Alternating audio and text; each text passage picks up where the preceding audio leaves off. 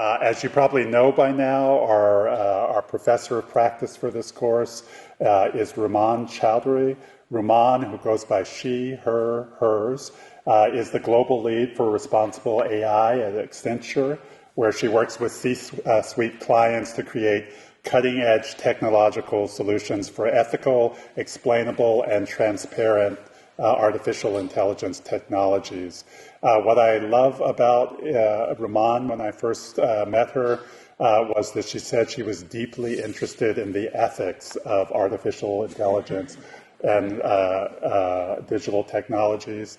I'm an ethicist, so that rang clearly in my heart. Ethics is the queen of the theological sciences, we say, although she didn't know that. So I'm very much going to be a learner in this course with you, but I'm very much looking forward to learning about artificial intelligence and other digital technologies from Ruman, and reflecting on what that has to do in terms of our understanding of ourselves, religious institutions, faith, spiritually grounded change makers. And then our faculty respondent from the PSR faculty for much of this course is Dean Susan Abrams. Dean Abrams is deeply versed in post-colonial studies, and where I knew that something was happening in this course was when I read the syllabus that Ruman had proposed and then looked at the readings that Dean Abrams had proposed, and they synced up in terms of wondering where we're going in terms of the categorization, standardization, and normalization that seems to be happening in artificial intelligence, and regulation that seems to be happening in artificial intelligence. So those will be our key faculty for this course. Again, thank you for being here, and I want to turn it over to our professor of practice.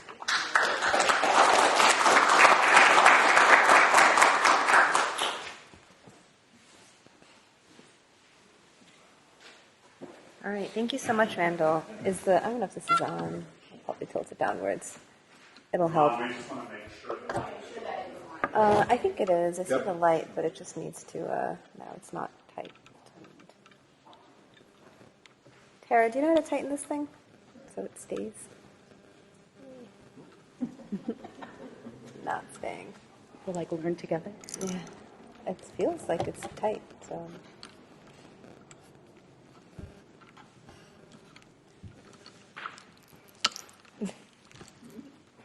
Oh, there you are. Thank you. All right, thank you so much, and thank you for the intro, Randall. So today marks the first lecture of the Professor of Practice series. No pressure on me, right? And I wanted to talk a bit about artificial intelligence and the normalizing gaze. So overall, the overarching theme of the course, so just to do a bit of an intro, so welcome. And I will skip the syllabus review. Randall, thank you so much for walking through it for the class.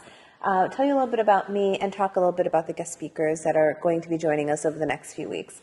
So a bit about me. Randall sort of gave you the high-level intro of what I do today. I lead, Accenture is the biggest company you've probably never heard of, about 500,000 employees all around the world, more than the population of many countries. Actually, true fact. I lead our global responsible AI practice, meaning that I sit on the leadership team of the client work we do in artificial intelligence. And my job is to work with clients and actually sell business on responsible implementation of AI. If you have any questions about that kind of thing, I'm happy to talk to you about it later or over an email or something like that. It's a really fascinating field, not just artificial intelligence, but the responsible and ethical use of artificial intelligence. By background, I'm a quantitative social scientist. My interest has always been on data and humanity, and those two things seem to be at odds with each other, but I'm one of those people that likes to find order in chaos, and what better way to understand human behavior than to map and understand the data that we produce, and that's what drew me to social science, and it's also what drew me to data science, when I moved up here in 2013, it was to be a data scientist. And in my head, it was pretty much what quantitative social scientists do. We use patterns of human behavior that we collect based on data to understand what kinds of behaviors will be happening in the future. I was then teaching data science for a bit, and that's when Accenture found me. So that's just sort of high level about myself, my interests. So why am I drawn to ethics and artificial intelligence? This is such an amazing technology with such fabulous potential, right? We can do so much with it. And yet, I fear that we will be the victims of our own small imaginations. Instead of reimagining whole systems, we will just retrofit the systems that exist today, which we know to be historically, institutionally biased and discriminatory for very many reasons. Some of them intentional, most of them unintentional. And instead of doing something about taking a hard look at these systems and reevaluating them, we will simply do the easy thing, which is perpetuate status quo. And I feel like the job of responsible AI is to actually use this technology to challenge what we understand today. So, and that leads me to our guest speakers. We'll have 2 guest speakers in this four lecture series. Next week, we'll have Brian Hoffer. He leads a privacy group in Oakland. He'll be talking a bit about the work that he's doing to protect the community against surveillance. And then the day of our last class, we'll have Veena Dubal, who is a law professor at UC Hastings School of Law. But importantly, she's one of the biggest advocates and proponents and I believe authors of this bill called AB 5, which granted worker rights to Uber drivers and Lyft drivers. And her background's quite interesting. She used to actually represent taxi drivers and taxi driver unions, and now she represents the new wave of, quote, taxi drivers, which is the Uber and Lyft drivers in the gig worker economy. And, the reason why I chose people who are A, local, and B, very engaged in the community is that is, as I understand, part of the intent of your education at PSR is to not just, sit in the hallowed halls of books and education and theoretical philosophy, but then to bring that out into the world. So I wanted to bring you a bit of the philosophical, but then also the applied, and start giving you some connections in the community of people you could reach out to or speak to if that is your interest. So I wanted to start with a few survey questions for the audience. I promise, this will not affect your grade. First, have you ever used the phrase, "the data said so," with the implication, "so it must be true"? Show of hands. I mean, I have. Yeah. So it's about like a little less than half the class. And then second, do you think data is an objective measurement? And you can say like any data, weather data, temperature, so it doesn't have to be, we don't have to get like sticky with like weird qualitative things. We can say like your weight, right? Do we think that at least there's some category of data that is an objective measurement? Raise your hand if you think so. All right, interesting. And these will feed in our discussion questions at the end. So just wanted to get you primed and thinking a bit about how we think about data and data as this sort of objective observer of humanity. So this is actually one of my favorite things to talk about is bias. And what do we talk about when we talk about bias? So when we wrap ourselves in this notion of data and we think about bias, as a data scientist and a social scientist, what I have found is there's a lost in translation moment when people talk to each other. And this lost in translation moment happens when somebody who is grounded in the quantitative nature of algorithms, data, numbers, etc., is speaking to somebody who is thinking more about real-world applications and implications. So when a data scientist thinks about bias, we think about experimental bias introduced by the design or by data. So we have things like data bias, reporting bias, and then design bias.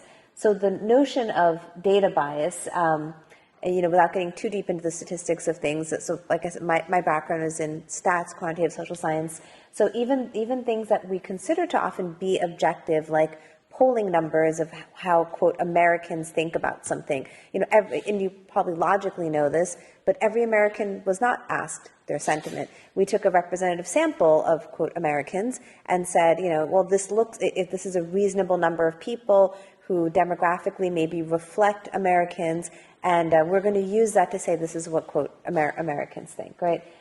So there can be selection or sampling bias. I'll talk a little bit more about, like, practically when one does surveys or ask people questions, how this bias can manifest itself. And then there's measurement bias. So measurement instruments and operationalization can be faulty. So for example, if we take the notion of something that we may consider objective, like temperature. It's quite interesting if you talk to like a European or anybody not American who uses either the metric system or Celsius versus Americans who are used to, for example, Fahrenheit.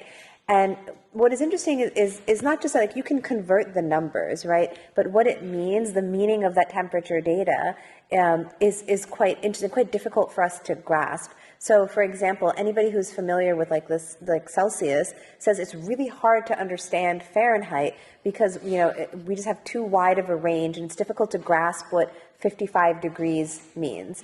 They say their system is so much easier because it's 0 for freezing, 100 for boiling, and then, you kind of get your range in between. And most, quote, comfortable temperatures lie between, like, depending on what you consider comfortable, between like about 12 to 18 degrees. Bam, simple. For any of us who are raised on Fahrenheit, myself included, we feel like the range of temperatures offered within Celsius is not granular enough, right? So the difference between 12 degrees and 20 degrees is a lot in Celsius.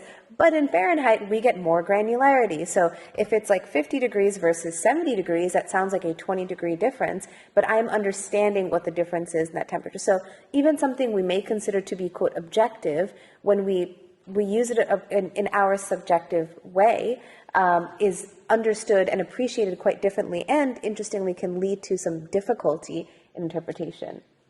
The second is response and reporting bias. So how is the data being picked up and might that introduce bias? So quite literally, before we did, SurveyMonkey and online surveys, people would actually administer surveys either face-to-face or over the phone. Now you'll know that when you talk to somebody, there is like a social pressure when you speak with people. So if I were to ask you in the room, we all came in today, and if you saw your friends or you saw someone new and you said something like, hey, how are you doing? How was your day? I can guarantee you most of you answered, it was good, it was fine, or, oh, I'm a little bit tired, but nobody launched into quite literally how their day was. It's just not social convention to do that. But you think about from a survey perspective, if someone asks, so I'll give you a really great example from a survey perspective, even in online surveys we see this happen. It is quite difficult to understand, if you're trying to do a survey and understanding like the sentiments of people who are poor, who it is that is poor. Because even if you ask somebody who would classify or categorize as low income, like legally or by the government, etc., they will almost never say that, yes, I am poor, because people don't want to think they're poor. So I can ask you, and even if it's with the intent of giving you benefits or services, etc., if you ask most Americans if they're poor, it's something we're supposed to be ashamed of. So most people will reply no, even if they are. So why does that matter? So when we pick up this information, so to the second bullet point, is the data sensitive in nature, and is there a reason to misrepresent the truth, right? So maybe I don't want to admit to a random stranger or have it in a database somewhere that I'm poor.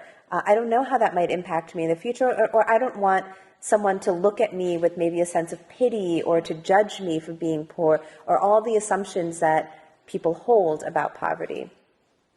And then the second part of thinking about response or reporting bias, something a little bit more innocuous, something that's called the Yelp effect. So if you go on Yelp, which is a popular restaurant rating website, and let's say you were to try to use that data to understand how people feel about restaurants, well, what you'd find is actually it's missing quite a bit of data. Why? Because the only time you go on Yelp to make a review is if you like something or you hate something. There's a massive missing middle here where people who just had an average transaction, they're not going to Yelp and saying, I ate a perfectly average sandwich, like on my way here, I got like a mocha from Starbucks. I'm not like rushing to Yelp to like review this very average Starbucks mocha that I had, right?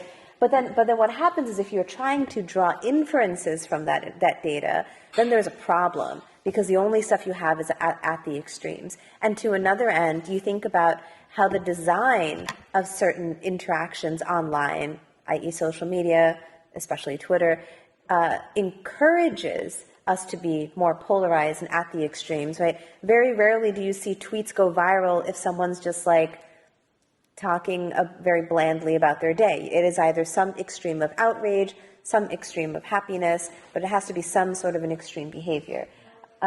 So sometimes it is being encouraged, but either way, there can be a reporting bias where we're missing data in the middle. And then finally, the design bias. So when you create your model, when you make your AI, and even if you collect the data, what assumptions are you making about the model and its applicability to the question?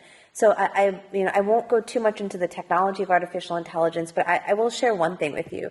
We use this word model, right? There are two words we use, algorithm and model. And I'm going to make this very, very important differentiation that, don't feel bad if you do not realize, because very many people with a lot of PhDs who work in this field will not make that distinction in their head. An algorithm is basically like numbers put into code. It is a mathematical formula. It is statistics. It's some sort of a number that like is a probabilistic output, and it's trying to make a prediction about something. But it is the formula.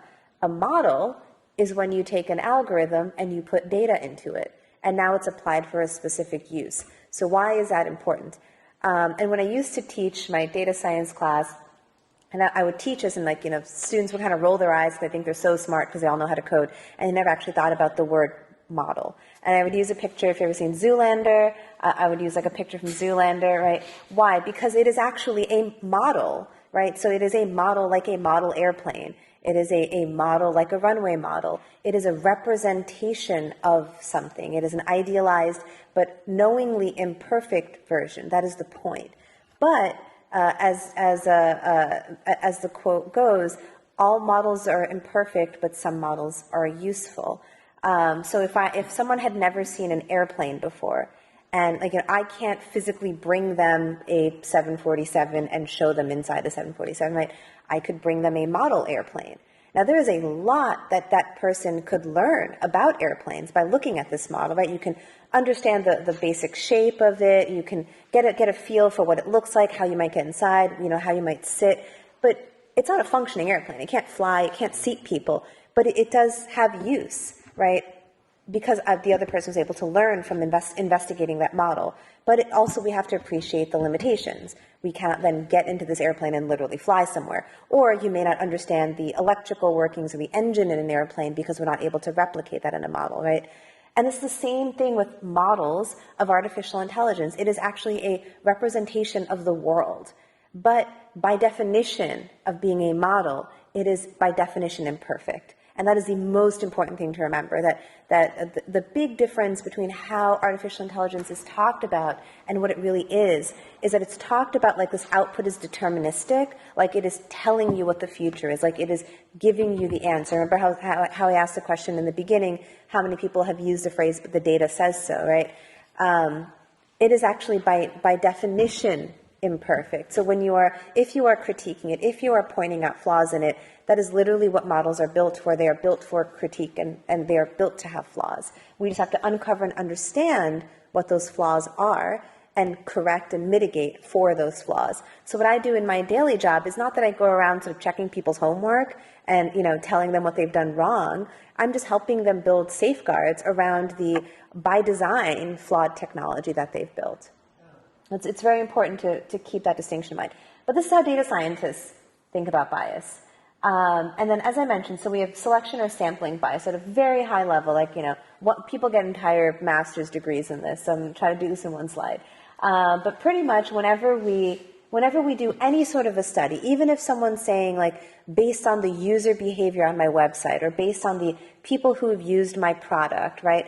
You have to pick this data up from somewhere. So you have a sample, you have from the top, this population you want to generalize to. So you want to say, here's how, quote, all Americans think about this topic or this person. I mean, right now, the biggest thing anyone's talking about is the upcoming presidential election, right? And polling is the number one example of this is the field that people study when thinking about sampling and sample size and sampling bias. So you want to say, here's who, quote, Americans will vote for in the next election. Great. Well, you can't poll every American, right? So who can you get access to? That's your population. That's your study population. So you can get access to, let's say, every registered voter, for example. Maybe there's an email and you can access all those emails and you can email every registered voter in the United States, right? That is not, by the way, every person in the United States. So then you have this potential population of people you could reach. And then third is how can you get access to your actual sampling frame, right? So then you're then limited to, your sampling frame, which is the people you can email and the people who have correct email. So you're probably, all the people, probably a third of them will have emails that don't work and will bounce back to you. So your sampling frame has gone from, so your population has gone from all of America to registered voters with emails that work. And then you have who bothered to answer your email. And that's where you'll see the biggest drop off, right? And the thing is, especially with one of the biggest discussions in polling, and I did my master's in 2005, and we talked about this in 2005, is people just don't answer surveys. And this is before we even start talking about whether they answer truthfully, but this is just say people don't even answer surveys. So you're going to have a very, very small sample, and most likely that sample has some sort of bias, as in maybe they're people who are just bored, or maybe you'll have like a high percentage of people who are unemployed and maybe have more time. Maybe you'll have a higher proportion of people who are very politically engaged, which, may not be representative of the whole population, certainly not representative of the whole population, may not be representative of everyone who's going to turn out to vote on election day. If you're thinking about or discussing or engaging in election talk or discussion on, February 12th, you're probably a more politically engaged individual than the average voter who will turn out in November, right? So then we have to think about our sample. So even now, even with, trying to design, and this is all stuff that's out of your hands, right? This is stuff you can do very little about. There's already bias just inherent into what you're doing, just talking through this example. So then there's measurement bias. When we create data, and that's what we actually do, we create data. Somebody has maybe given me their preferences. Now I have to figure out how to order, bucket, or make sense of that data. I have to figure out what data is at, quote, extreme value or a nonsensical value. So I'm passing value judgment on data. And I'll give you a really great example. Recently at my company, my group did some client work for a government agency that helps people get unemployment benefits. And they wanted to create a model to prioritize who their counselors should call first. So it's literally like a prioritization list, and people just go down this list, right? One of the variables they wanted to use was age. And one of the things they were actually worried about was discriminating against people based on age. But what they had to do was take this numeric value. When you give your age, you give some number, right? It's a whole number between, probably about 16, 17, all the way to however old one's going to get, and make buckets out of it. Because when we created this model, we couldn't look at 23-year-olds and 24-year-olds and 25-year-olds and 38-year-olds. We had to stick people in buckets. Now, just the act of creating that bucket is a value judgment, potentially puts people together and groups people together, and then proceeds to make generalizations on top of that. So one of the readings I did not put it on your list, but I can send out, is by Marian Fourcade. So she's actually quoted, she's actually cited in the Jathan Sadowski piece for today, and it's called Categories All the Way Down. And her whole premise that she's talking about is that the conclusions we make on our data is based on the structure of our data, based on the decisions we have made along every step of the way, and even decisions we did not make. So there is a data supply chain, a data ecosystem of actors making decisions that ultimately impact what the outcome is at the very, very end. So thinking through just even how you structure your data, whether it is names or numbers or intervals or a ratio, is very, very important, and each kind of has its pros and cons. So specifically when we talk about measurement bias, so again, going back to the questions I asked in the beginning, there is a theory called true score theory that actually says no measurement, there's no such thing as a perfect measurement. You will never, everything has some sort of a flaw. And if you've ever heard the phrase, measure twice, cut once, measure twice. But basically it's that notion that actually everything you measure, you should measure multiple times and take the average of all of those measurements. That's really fascinating because, again, when you translate that notion into today's world of real-time data, constantly streaming data, or even the notion of big data, that's actually an impossibility. So people will use repeat behaviors, for example, to try to get at an average behavior for an individual. So this is basically saying that no measurement is perfect, and then you have to repeat your measurement, and that's not actually possible anymore. I want to also talk about this term error, and this is another one of those lost in translation moments. So I've been talking a lot about bias, the way technologists, data scientists refer to it, which is often a numerical, measurable value. And for us, error is also a numerical and measurable value. So the thing is, so here's where like the big like loss in translation moment happens. So a technologist or data scientist will say like you always need to have error. Every model has to have error. And that's actually true. Why is that true? Because error is what gives us what's called generalizability. So when I create a model, again, back to this model airplane, remember all models are imperfect. That imperfection is measured in my error rate. If I had an overly perfect model, so let's go back to this airplane example. If I had an absolute perfect replication of a very specific airplane, like, you know, like those cute little like biplane Cessna things, and I said, this is an airplane. And then I later tried to show this person a jumbo jet, tried to show them, you know, like a different, they would be very confused because the data I gave them was one specific kind of airplane. And you cannot draw inferences about all airplanes based on one specific airplane. So how does that tie into the notion of error? So you need error in a model because we need to have what's called generalizability. In other words, if your model is 100% perfect, that means your model is very good at predicting the data that it was given. It's not necessarily good at predicting a new situation that it maybe hasn't seen before. However, what we want here is random error. So random error means in expectation, as I was saying last week, like in expectation, the error, so in other words, literally a mistake in your model should happen in expectation with the same amount of probability for every person in the data set. Systematic error is what we don't want, and it affects the average measurement. Systematic error means there is some consistent gap or some consistent missingness in what you're building. So going back to, for example, the Yelp effect. I could build an entire model based on my ratings from Yelp, and then what I'll realize is there is a systematic error, and you'll trace it back and say, oh, it's because I have no average measurement ratings. So my model is never predicting a, quote, average rating because it's never seen one before. So that's where error becomes a bad thing. And then finally, there's responsive reporting bias. As I mentioned, first of all, that most of the data we're collecting is on human behavior. So as we move into data science and AI, and we're not taking things like temperature measurements or weight measurements, now we're trying to understand things like if somebody liked something. Now, how difficult is that to parse, even just interacting human to human, given, you know, that we are social creatures, that we interact with each other all the time. How difficult is it to even understand if the person sitting next to you liked the same movie you were watching, and also even harder, why they liked the movie. And you may have both liked the movie, but for totally different reasons.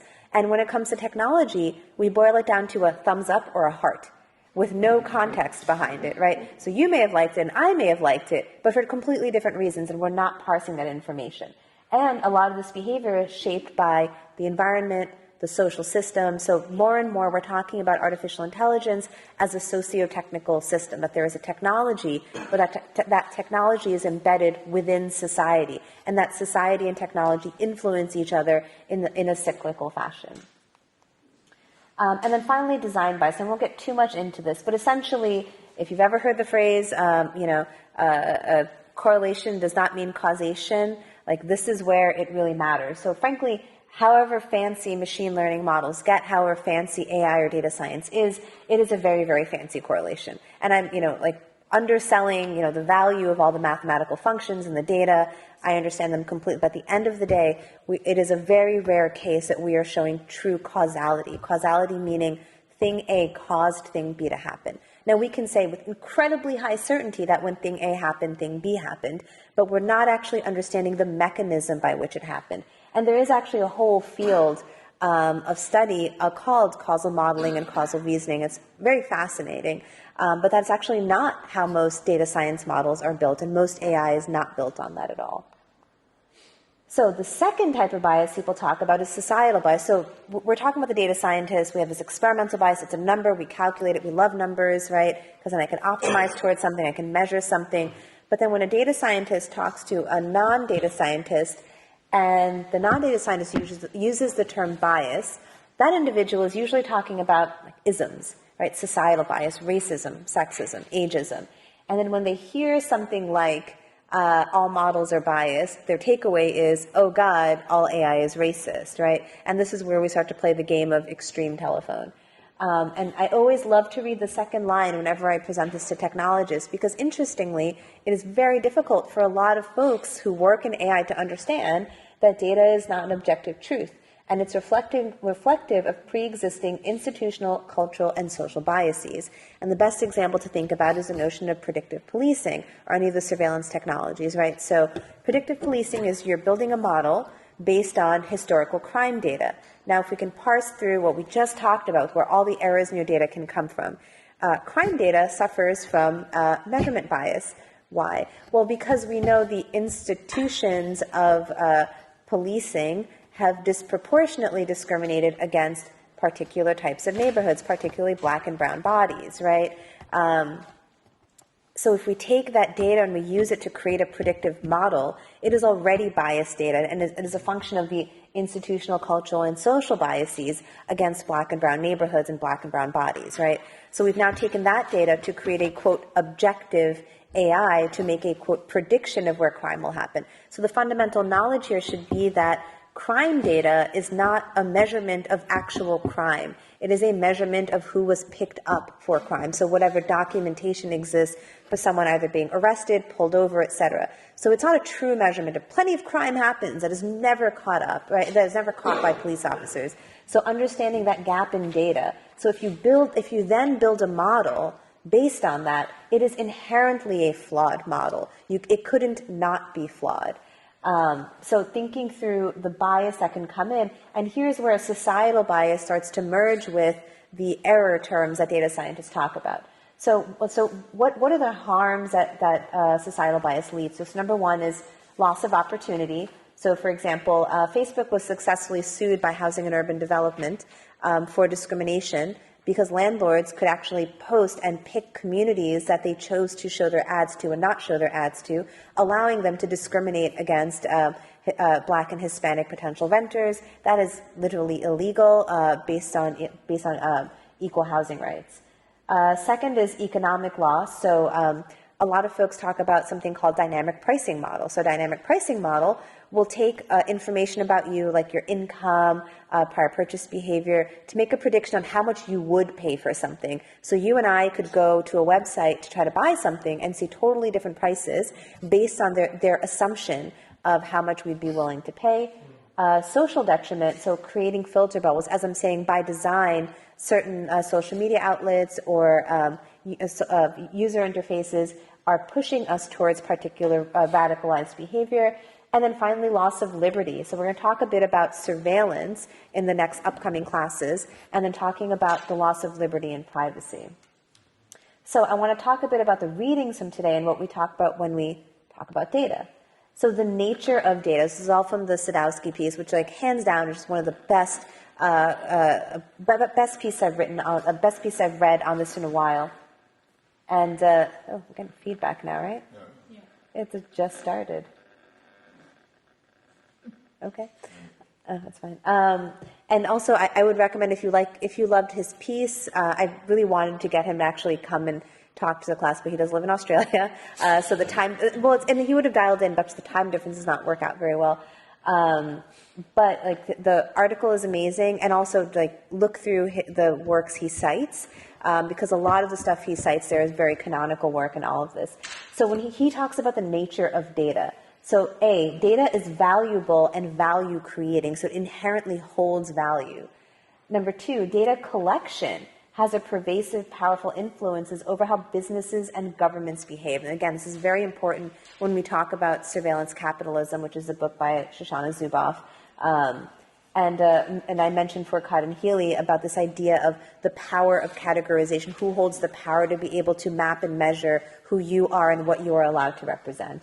And then ultimately, by design, data systems are rife with relations of inequity, extraction, exploitation. So data is actually a good, a product that has a market. And it's very interesting because he draws links to Marx, talking about capitalism and the fetishization of the dollar. So, inherently money is supposed to be a form of exchange or barter to make things easier, rather than saying, my 3 grapes are equal to your 2 apples or whatever. We're going to have a dollar value, which is supposed to facilitate that. But then it becomes something of money, the acquisition of money and the accumulation of money becomes something of value in and of itself, removed from what its original intent was, which is a form of ease of bartering. So when we think about data, we think about data as capital. So what's really fascinating, the conclusions he draws, building on Bourdieu's discussion about social capital and cultural capital. While data has its roots in economic capital, quite literally it is the system of exchange or monetization. It is the economic model of Silicon Valley, right? So, you've heard the phrase, if you don't know what the product is you. Every time you've downloaded a free app, guess what? You didn't download it for free. You're exchanging your data for all the benefits you're getting from the app. And there's a marketplace for data in Silicon Valley. So any company in Silicon Valley, there are basically two ways you make money. You either sell your data, you have a subscription, or you have some sort of ad-based model where you're showing people ads, right? And most companies have some sort of combination of the 3. So you'll see, like, for example, Spotify, where you can get the, quote, free version, where you'll hear ads every once in a while. You can have the paid version where you have no ads. But in both versions, you better believe they track and collect every single song you listen to, how long you listen to it, what you like, don't like, what you looked at, in order to improve their own services, and possibly, and I don't know this for a fact whether they do this, and possibly sell this information to other companies. So, but the thing here, it's not purely economic. It has similarities to social and cultural capital. So there is this notion of soft power with the accumulation of data. And when I talk about algorithmic capitalism in week 3, it is also leading to a global. It is also leading to a global recolonization of countries that don't have the amount of artificial intelligence technology and pervasive power, and it's linked to that imbalance of power within communities. So data capital is more than just knowledge. It is discrete bits of information. So it's recorded, it's processable. But I think what's really important is that it is inherently reusable, infinitely reusable. So what's interesting about data as a resource, yes, it may expire, yes, it may get old, but it is actually infinitely reusable, which is actually very few, quote, natural resources are infinitely reusable. And also, so to that point, value can be constantly captured and recirculated. So you have an infrastructure that is self-aligned and self-perpetuating. Again, going back to Marx's notion of the fetishization of the dollar, the accumulation of data in and of itself becomes its own market. So just the fact that we have data brokers, or companies who sit in the middle of companies creating data and buying data, and sometimes they're just shipping data back and forth between companies to continue to capitalize, monetize. And actually with that, I'm hoping we're okay on time. Yeah, we're okay on time. I rushed through the last part a little bit because I wanted to make sure that we get to your part. Do you want to take a break before, or do you want to just... We can take a break. Okay. So my task here is to help make the connections because of where we are. We are here. I mean, in another way, we are not here, but anyway... now this is getting very complicated. But we're here at the Pacific School of Religion. So what does the study of religion have to do with data? That would be an interesting or relevant question for those of us who are students and scholars of religion to track. What does data have to do with religion? In one way, from what Dr. Chowdhury presented, data has no race, it has no gender, it has no class. It is disembodied, it is bloodless, it seems to be inert, but at the very same time, it is full of value. In that case, I was sitting there wondering, why do we call it artificial intelligence? In fact, it's not artificial at all. If we are simply replicating the patterns and biases that exist in the ordinary worlds that we occupy, we are simply replicating it in the framework that we call artificial intelligence. So maybe the very act of naming something artificial is actually obscuring the fact that it is a very natural system. We are simply replicating the ways we know, do, and think. It was in this connection that I chose the text that you read for today that was entitled Shithole Countries, The Wretched of the Earth by Fano. The essay is a reflection on one of the most significant post-colonial theorists in the 20th century. He was an African Algerian under French colonial rule. He was a phenomenologist. He was a student of Jean-Paul Sartre and really absorbed a number of ideas, the phenomenology of Sartre.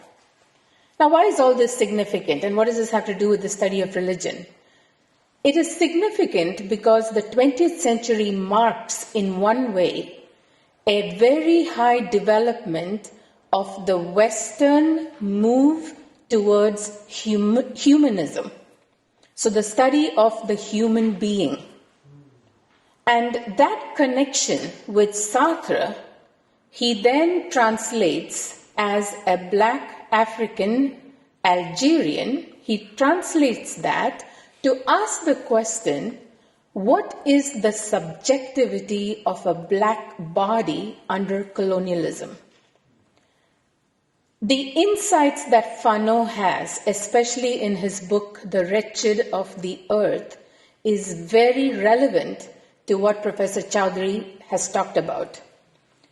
In one way, the study of data and the science of data collection seems to us to be very new and very novel and very enchanting.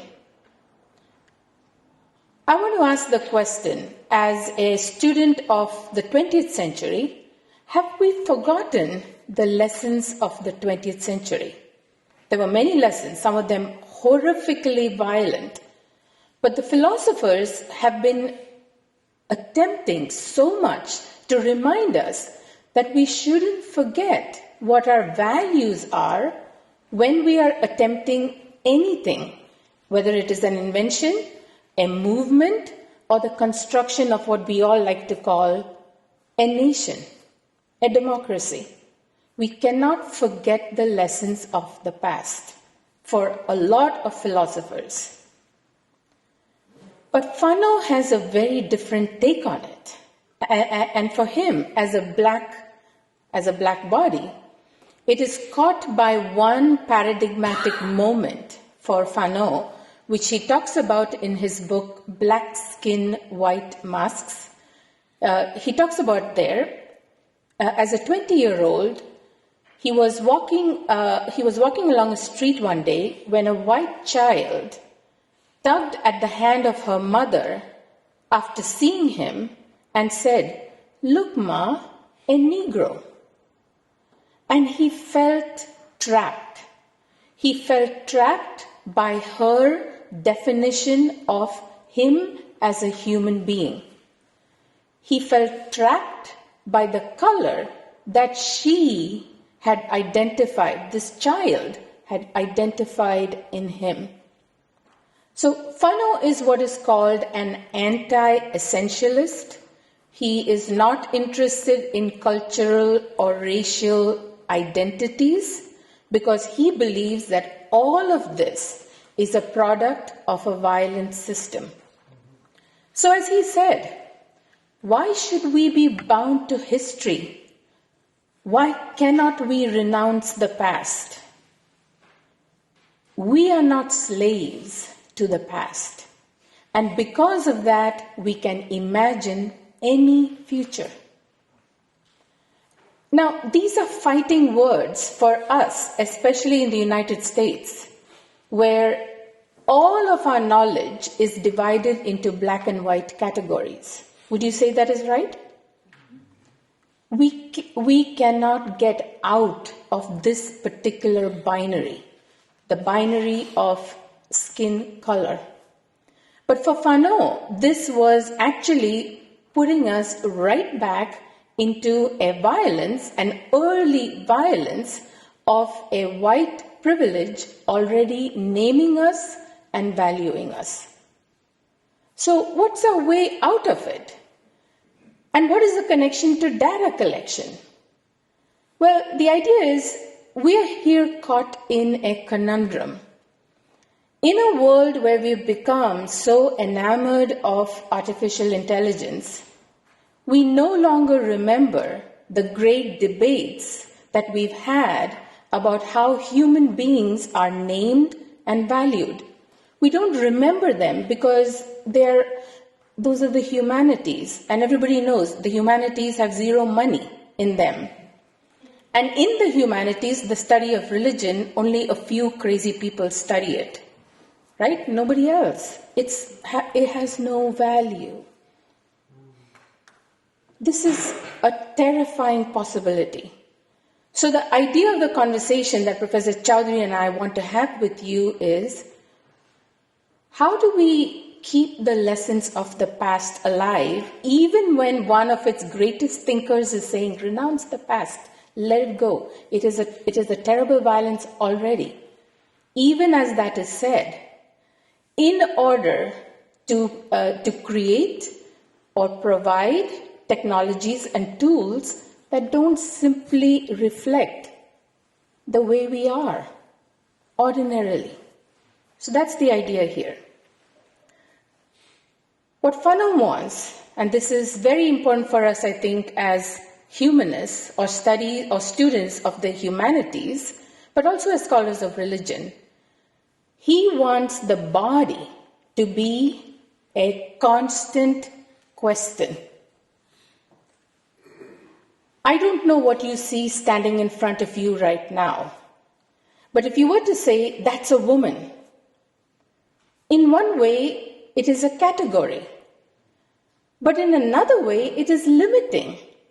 It is limiting because we all know today that we enact gender on a spectrum. Would you agree with that?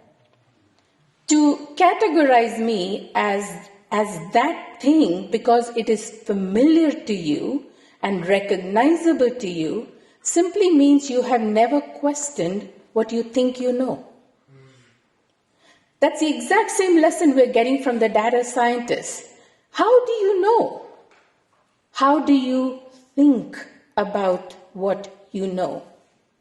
These are questions our ancestors have already asked, and it is relevant. Hence the reason I bring it to you. Another thing, especially in the study of religion, that we rarely question is the category experience. In fact, my colleagues here know that to talk to me about experience is to see me break out into hives. Here's my thing. Many of us talk about experience as if it is the most self-evident and clear thing that we know.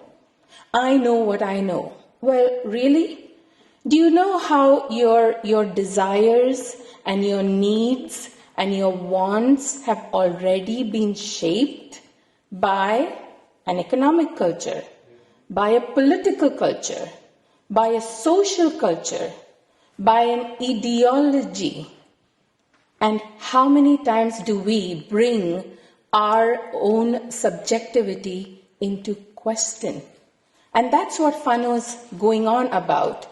It is not that black or white is not important. It is that we have to constantly question what that means. Because to say that you know, even as an oppressed black body, is to replicate forms of violence and forms of thinking, knowing, and being that are unconscious, that are full of bias. And it is very much white colonial knowledge. So that's what he's after here. He says it very blandly, and to our 21st century ears, it sounds offensive even when he says, white people are trapped in whiteness, just as black people are trapped in blackness. Now, what to do with this? I mean, can you imagine, I have tried to imagine Franz Fano meeting MLK Jr. and how they might have had a conversation. For a lot of thinkers, Fano's ideas don't quite fit the United States. The United States is a very particular case, and it is a very particular case because of its very particular history of slavery and colonialism. But there are lessons here, continuing to learn. In the essay that I provided, one way to understand what Dr. Chowdhury talked about also is bias equals violence. All bias creates violence, and bias that we don't think about creates violence that we don't think about. For Fano, there was an inevitability of violence in our world. There is a non-random brutality in the world, he says. Science and management are not valueless. They are not bloodless. They are replicas of violence. For Fano, politics was about power, and power is always about the use and regulation of violence. So some of you might understand this because I've spoken in other contexts to you about this. Sometimes it exhausts me, the language of leadership and the language of, prophecy and prophets. Because what we are not thinking about over there is what kind of violence are we mobilizing in those languages? And what kind of violence are we regulating when we say, this is the kind of ideal leader? I mean, look at our political system in this country today. What kind of violence is being regulated here? Fano was a realist about democracy.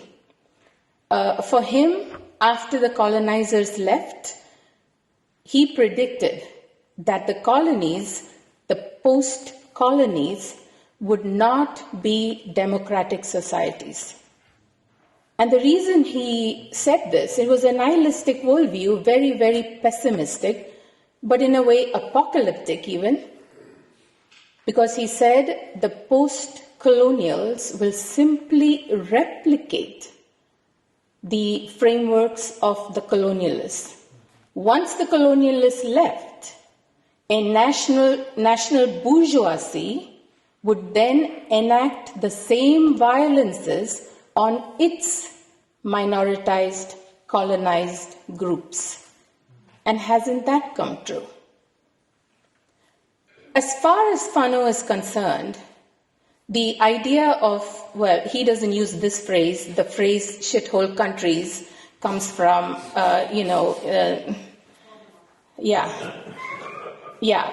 that person. So that idea that these societies will never amount to anything is true from Fano's perspective.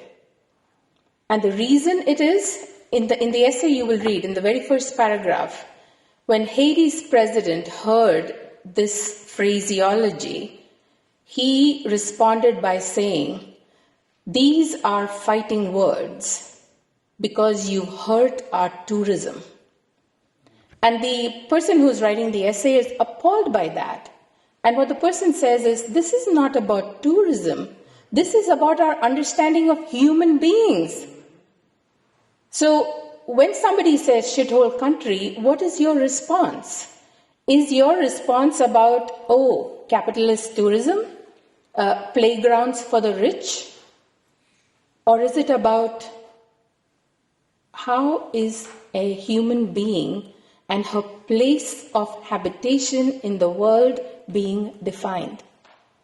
Now, these are all religious questions. These are the questions that those of us who are scholars of religion, this is what preoccupies us. Who is the human being? Where does she live? How does she live? For what does she live?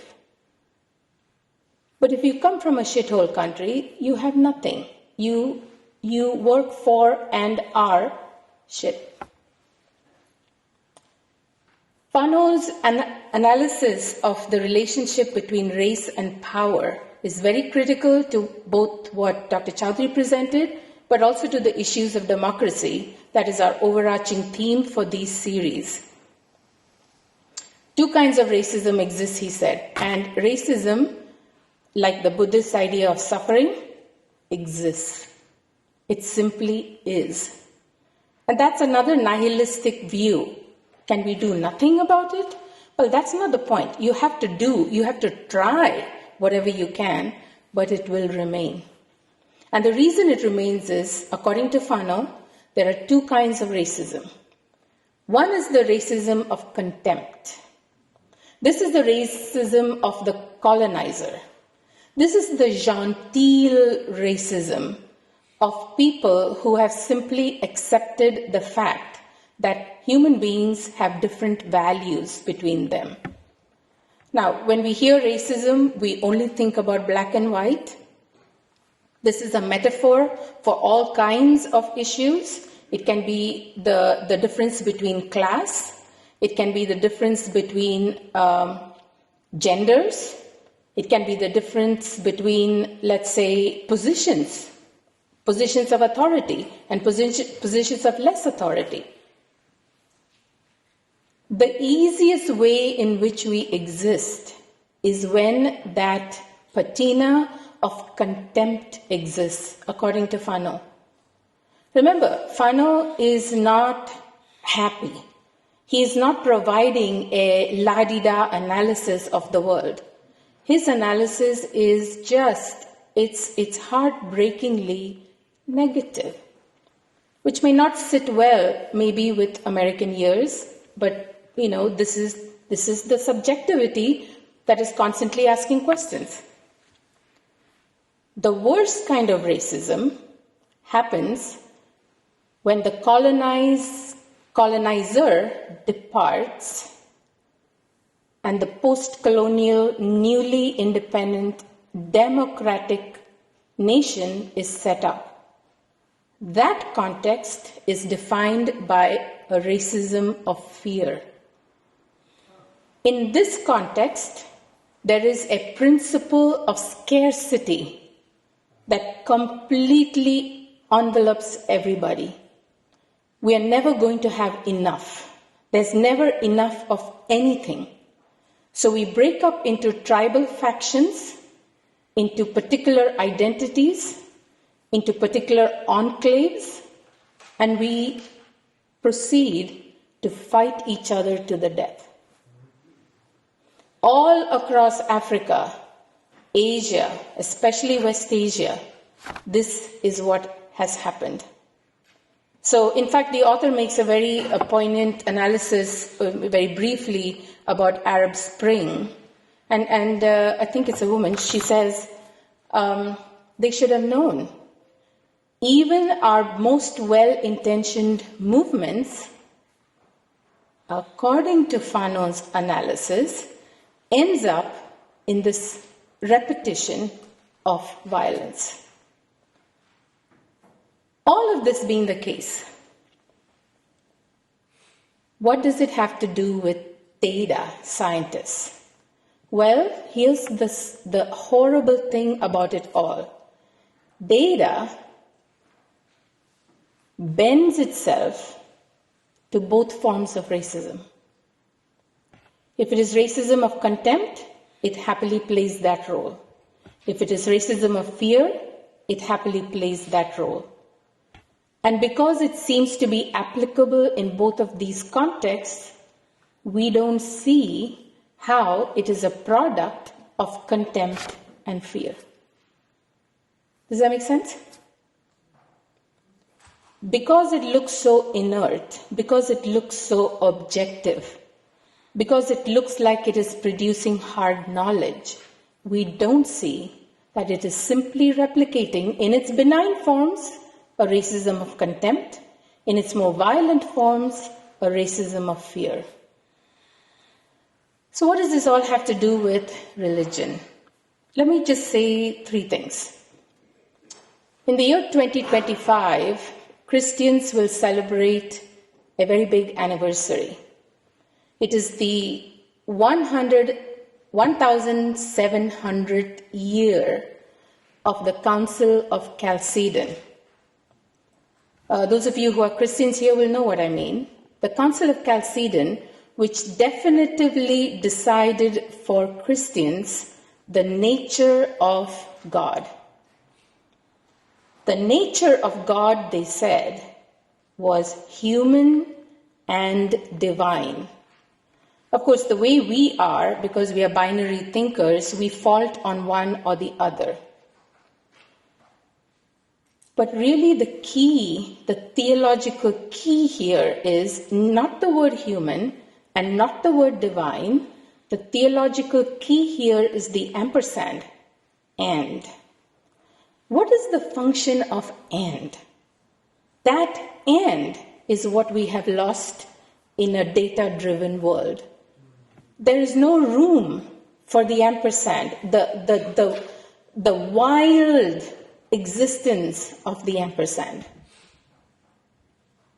A data-driven world lets us into a lassitude of forgetting. We forget. And then we only remember human and divine. And we forget and we start fighting about those two ideas. The most sophisticated, difficult idea is the one in the middle. That's one thing. In what Professor Chowdhury is doing, she is asking us about the role of seeing. Seeing, as you know, an old religious trope. It doesn't mean literal seeing. That's another mistake we make. It can be insight, in seeing. So you could be blind, it doesn't matter. But if you see, and if it is a pure sight, then you see more. What do we do with machines that are replicating our ability to see without insight? What do we do with machines that is replicating our ability to see without insight? And the third thing I want to talk about, and you will hear about this in the next module, is speaking.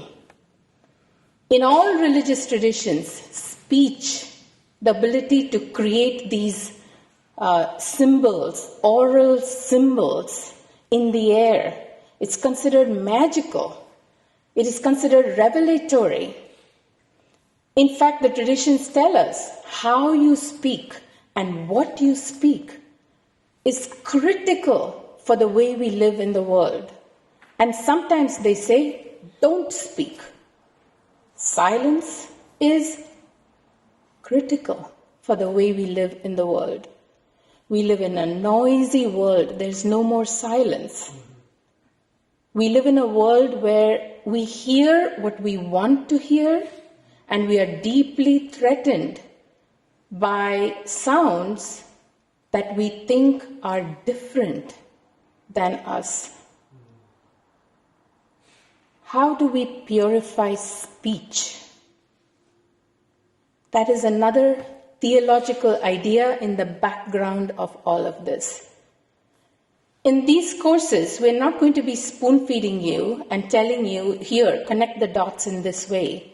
We're throwing these questions out to you so that it generates insight, so that it generates new speech. And in some cases, it generates silence. That would be my response to you today.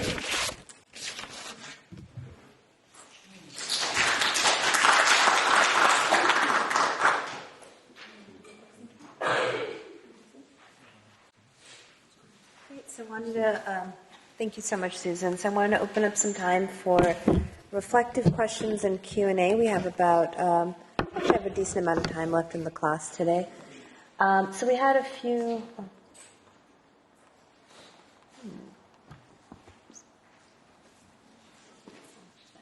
The whole thing is frozen.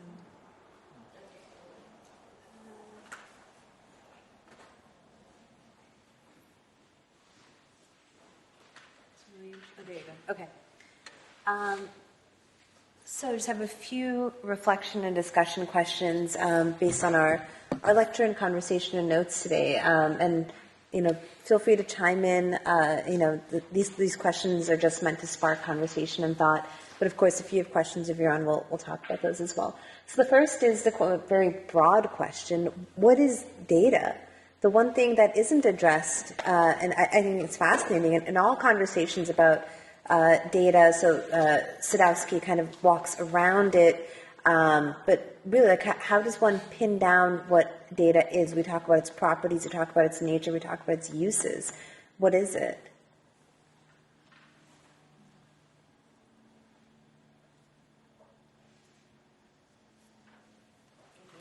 Yeah, please. As I was reading the archives, my DNA kept going through my mind. My DNA, how it can be used. Uh-huh. Because I'm a veteran, so like a lot of my DNA don't follow to some extent. So for me, data, it goes that low for me. Uh-huh. And how that is used, particularly as a Gulf War veteran. Mm-hmm. That's kind of how I came to that question. Because I did ask, what data that we talking about? What is data? Right. So then to your point, I suppose if I'm going to read into your point and talking about, like, for you, data is something as fundamental as your DNA. It's a fundamental property of ourselves, which is actually quite important when we think about data as capital, and how we create modes of data. Anybody else? What is data? It's very interesting, right? Because it's sort of we assume everybody knows what this is. Yeah. Well, I have a really fuzzy interpretation of it because I'm a slow thinker. But what I wanted to mention is that it's an artificial construct because it's a grouping of items that are in a relationship to each other and have variabilities in there and are attempts to make order and movement out of that stuff. Yeah, that's a really great. So I'm going to sort of repeat that and parse it out into its different moving parts. So one part is it's some sort of a subjective measurement of some sort of property of a thing. I think the second part that you raised is that there's so many moving parts of what you're talking about, and they're all absolutely spot on. The second is it's some sort of an imposed categorization, which I think is quite important. And sorry, what was the third part of? It was such a good definition. But ultimately, it is a constructed entity. One, two, that it is some sort of a measurement of a property that we have decided is a property. Right. The most important part is data does not exist without relationships. I think that is absolutely critical. And when we think about it in an applied sense, bias in data, one of the first things that I found translating as a social scientist to non-social scientists are the notion of proxy variables, like data that doesn't seem to measure something that actually does measure something. And that requires an inherent social understanding of data as all data being interrelated. And I think that's a brilliant point that you're making here. If you measure one's weight, for example, and again, I'm always going to use things that seem so objective, like age or weight, or seem to exist as a property in of itself, and we think about the interconnectedness of it, right? So let's use like someone's weight. It is often tied to things like socioeconomic status. So the average quote weight of somebody of lower income versus higher income is actually quite different. The average weight of if you categorize like men versus women, or however you want to make gendered groupings, it can be quite different. and even saying that the, quote, average woman weighs less than the, quote, average man. You've made two generalizations and then found an interrelated behavior. And there are a lot of assumptions made on that, making that statement, which seems to be so plain and objective and clinical. So, like, really, really excellent definition. Anybody else? Any thoughts on what data is? Yeah? I think it is a substitute for embodied presence that is creating a new disembodied idea of a body that we treat as a body. And to situate that a little bit, I'm like from the 1970s with a bit of the 1960s, and we would hang out in a room with each other and feel a person's vibe and get a total sense of their gestalt, and we wouldn't be dividing things, and we wouldn't go into that categorization thing. And I went to this lecture a couple of months ago that talked about, I used to be a psychotherapist, and I was very into Jungian archetypes. But this lecture talked about how in the rise of Nazism, the idea of having archetypes that were a disembodied conception allowed people to start doing things to bodies. And so there's a danger. Anyway, that's enough. Well, that's fascinating. So to go back to original definition, I like what you're saying about this notion of a disembodiment by creating data, because again, this goes back to often the reaction to things being, quote, datafied as meaning that it's more objective. So there's this notion of subjectivity, and then once you've measured or quantified something, now it is objective, and it's a false assumption. But I think part of what you're getting at here is there's this desire, for some reason, to strip away interconnectedness, relationness, and any relatedness, and anything that seems intangible and not measurable. And when we think about the notion of, for example, we talk about hard sciences and soft sciences. Hard is, and all of the normative implications that hard is better for whatever reasons, right? It's more objective. It is more difficult. Therefore, if one achieves, that means one is able to accomplish more. Versus soft, which is inherently weak, fuzzy, not understandable, subjective, and therefore useless, right? So I think you're getting at like a very important normative distinction that's often made with the datafication of things. Great. So move on to the second question, and I hope we have a really good discussion about this. According to Sadowski, data is capital versus a commodity. What are the implications of something being defined as capital versus commodity, both positive and negative? What are the maybe rights we have over a commodity versus capital? And again, thinking about the question, the previous question, and the very astute observation that was made that data can be considered an inherent property of ourselves.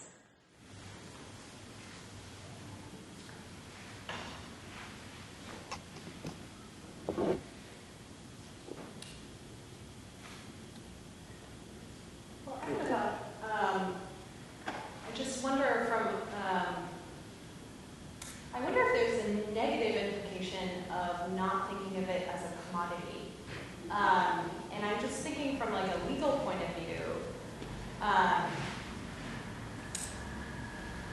I'm thinking of like the tort of conversion or of civil theft, of what it means to bring lawsuits based on the idea that some raw material of ours has been stolen.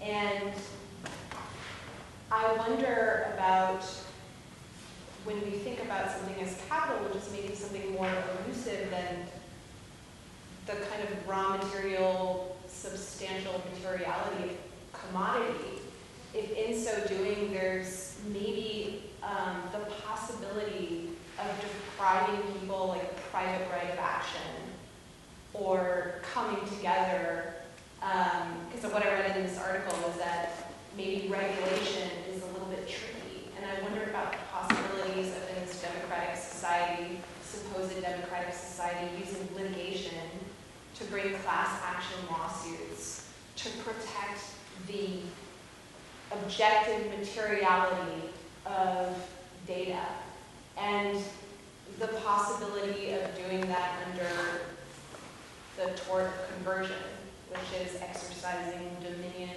over property of a person.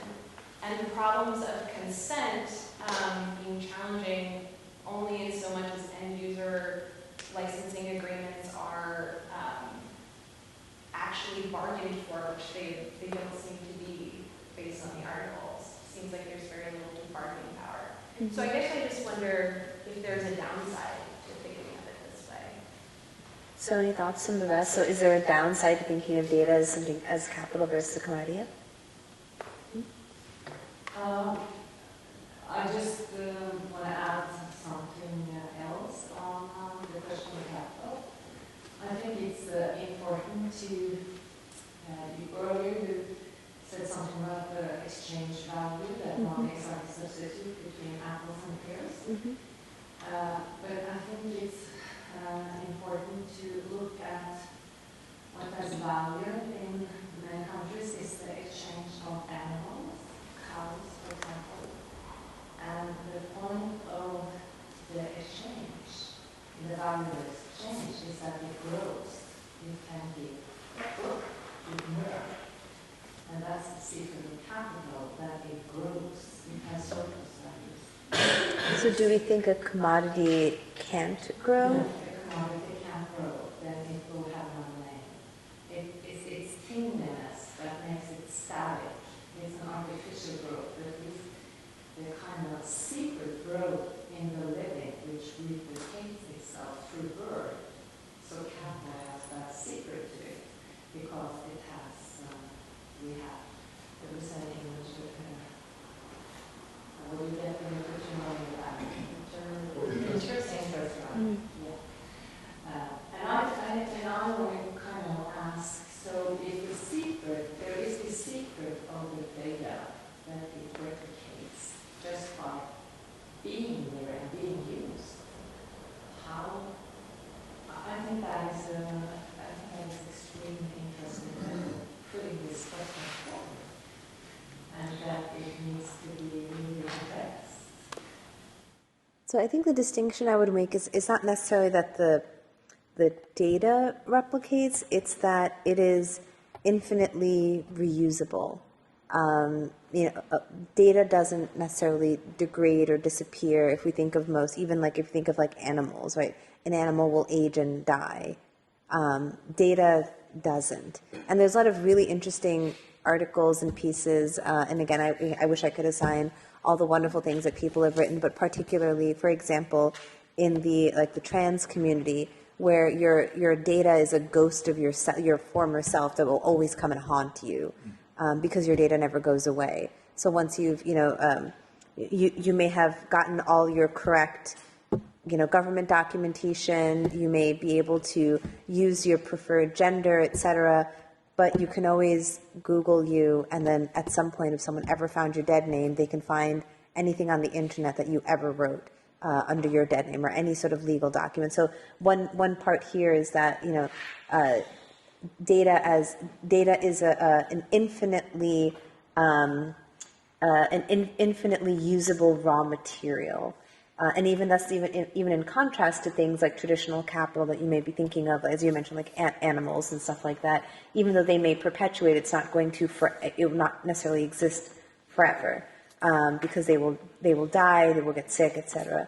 So that's also like interesting to note. Of course, one can make the case that data from 1982 is not as useful as data from today, or legacy systems, data that lives on paper, that kind of thing. But fundamentally, some data can theoretically be used and reused without degradation, and that's actually an interesting property of data. But I wanted to bring up the point that you're making. So do we as a class, like, agree with the assertion that was made that capital is able to, let's say, replicate or grow it, and commodities are not? What are our thoughts on that statement?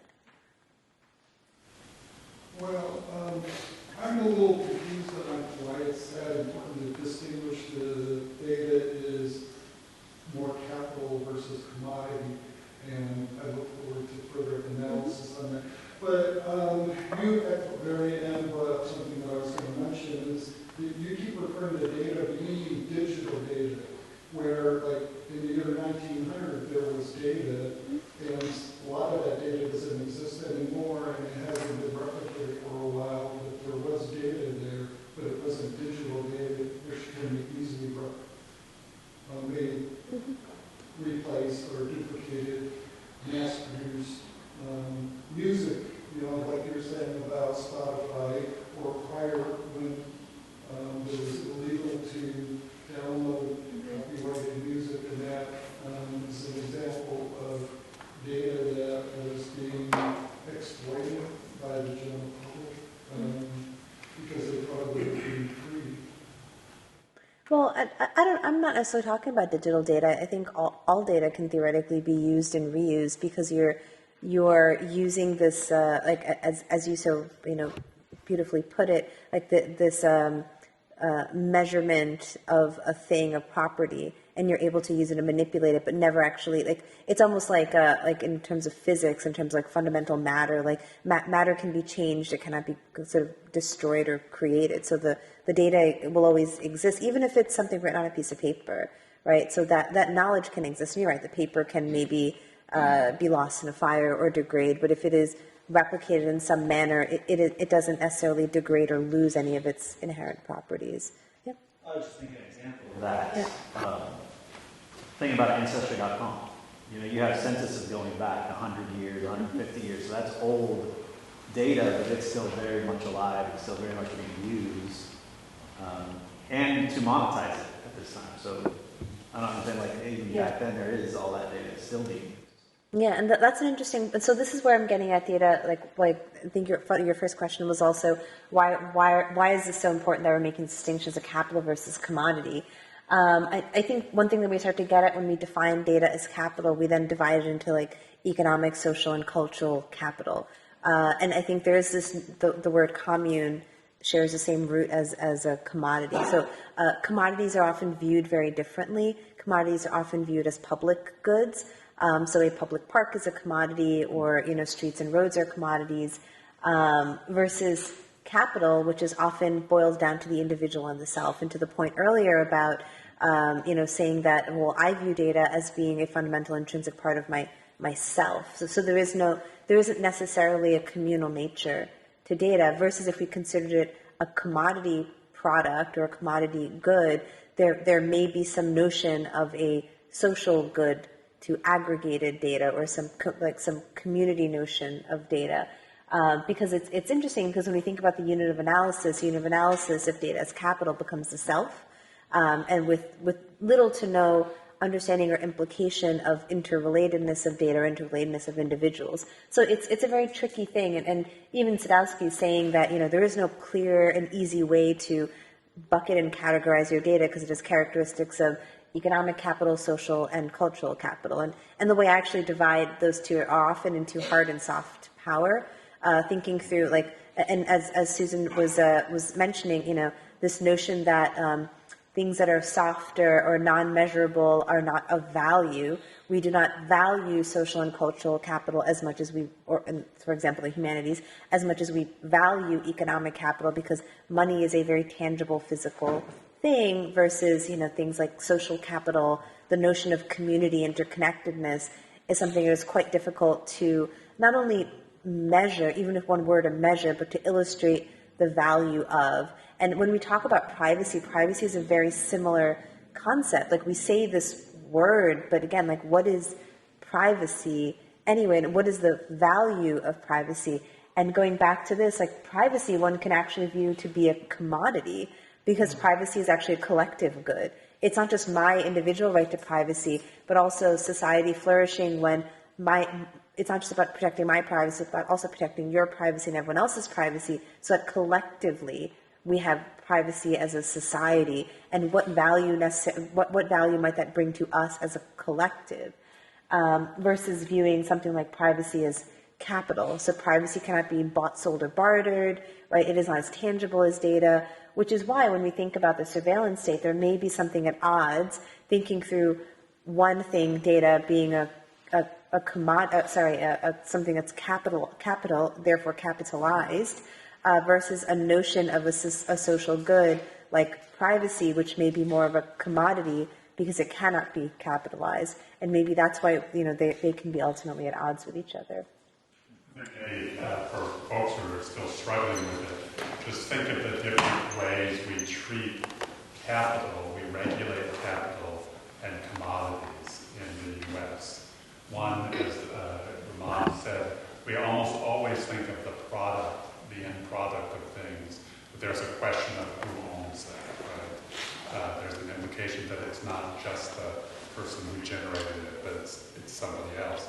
Whereas capital, rightly or wrongly, we often think of individuals or a small group of people being in control of that. Mm-hmm. And so that the whole question is, one question is, can you be alienated from your own data, right? The stuff that you produced, can it be sold and resold on the market where far from the connection to you? Is that the way to think about it, or is a way to think about it that it sort of inherently belongs to you because you generated it? It's kind of a wealth that you have. So this falls into, one of you had a statement about the legal ramifications. So we treat commodity, at least in the U.S., differently than we treat capital in terms of legal regulation. Mm-hmm. Thank you. And just building off of what you said, how might one actually build less imperfect data? I'm kind of having two juxtaposed questions in terms of how to be a more responsible data gatherer as well as a more responsible interpreter of data. So how do we build interpretation adjustments into data so it more accurately reflects how the world or that situation is? Mm-hmm. I'm trying to sort of process a lot of these different strands coming together in my head.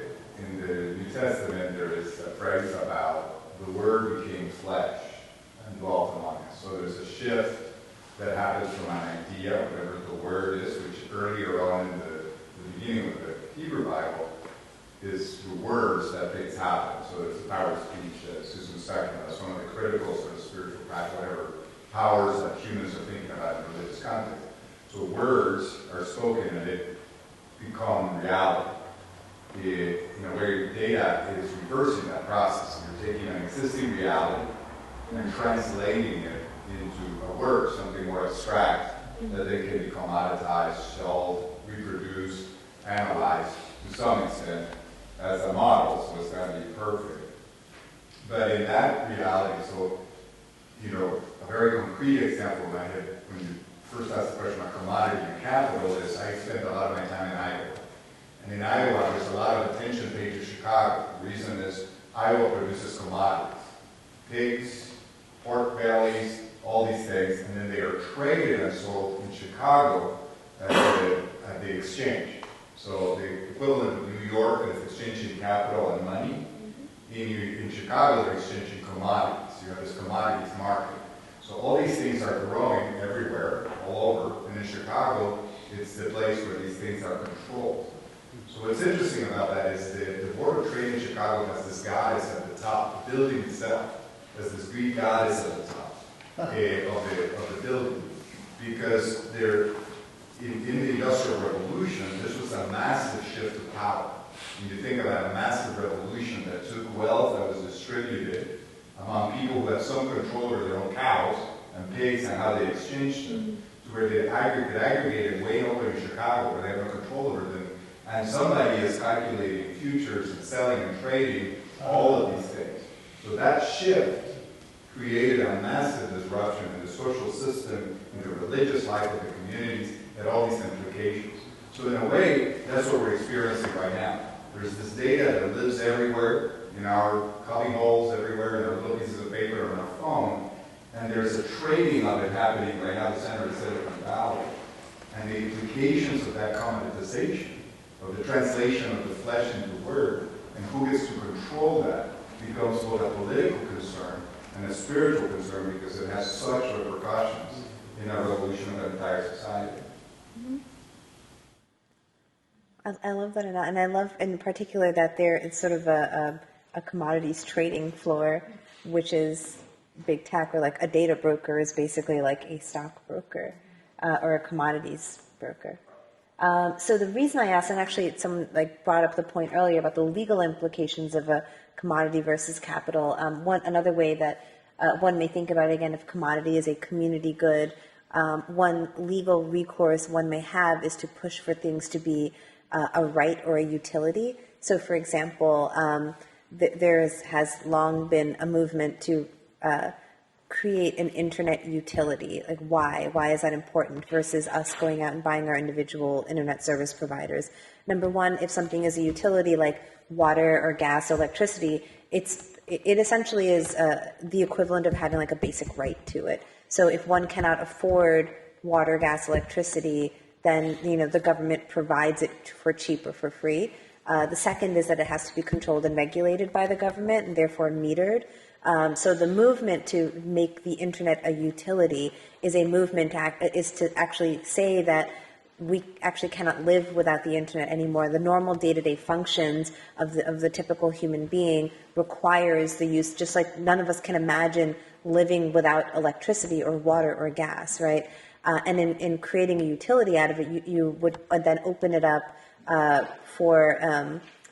open up accessibility to individuals that are low income or somehow don't have internet utility. And again, like, this is not just low income folks. This is folks maybe living in rural areas. And one can say the same thing about cell phone usage. If we were to create it as a utility, therefore a commodity, we would say it is a communal need to function in society, that one needs a cell phone, one needs internet connectivity, just like we all agree that people need a clean running water, electricity, and some form of, usually some form like heat or gas or that kind of thing.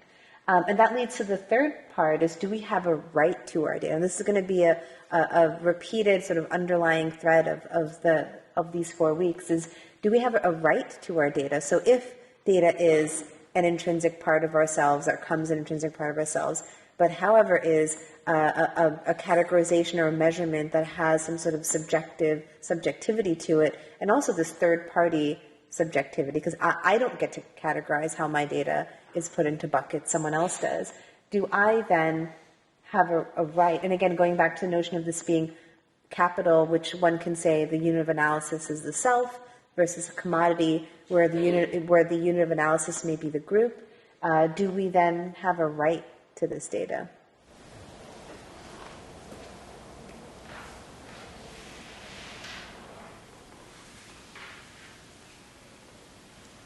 I think that's an ancient question, right? To whom does knowledge belong?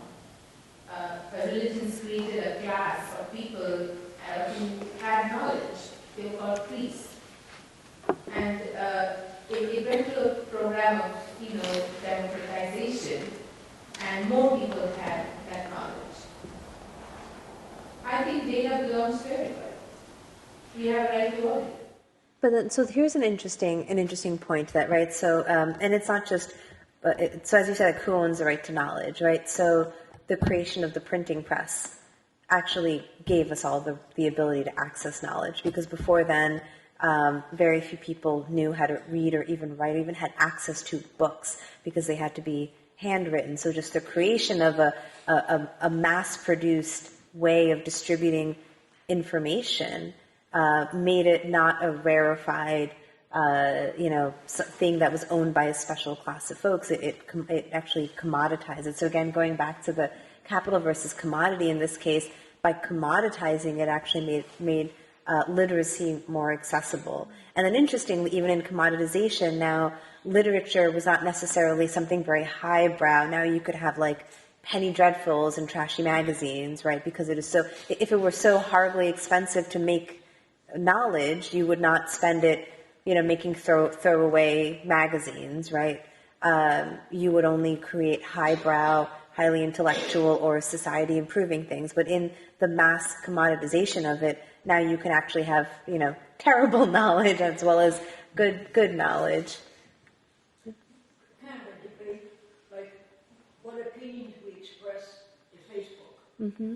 People are buying that information. Mm-hmm. On the other hand, people who write something serious or publish something serious can get copyright, Mm-hmm. where there's a legal protection over those words. But those of us who may expound some thoughts on our Facebook, Mm-hmm. that is not protected. Mm-hmm.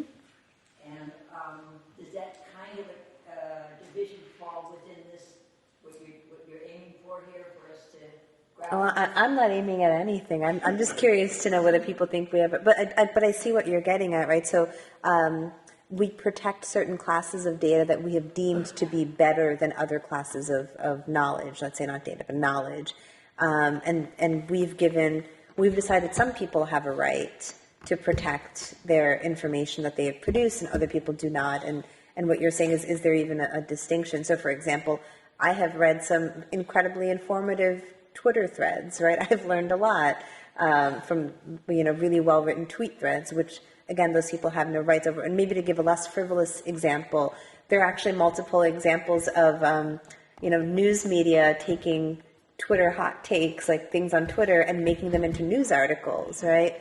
And like BuzzFeed does this all the time. So they've created value out of information that somebody else put out there for free because they have no ownership of that data, that information that they've put on the internet. Like, and again, this frivolous example, but one of my favorite things to read, like before I go to sleep, are like BuzzFeed listicles, like 23 dumbest things someone said on the internet, right? But if you think about it, like that individual has, for free, given something that BuzzFeed then commoditized and makes revenue off of. Because every time I click on that article to read this curation of 23 funny things people said, BuzzFeed's going to make some sort of money off of it because of their ad revenue, right? So, like, essentially, we create this information, we create this data, and then somebody else is monetizing on it. So then again, back to the question of, do we then have a right? So in at least one of these cases, there was, and I can't remember when this was, and again, I keep using, they're frivolous but not frivolous examples.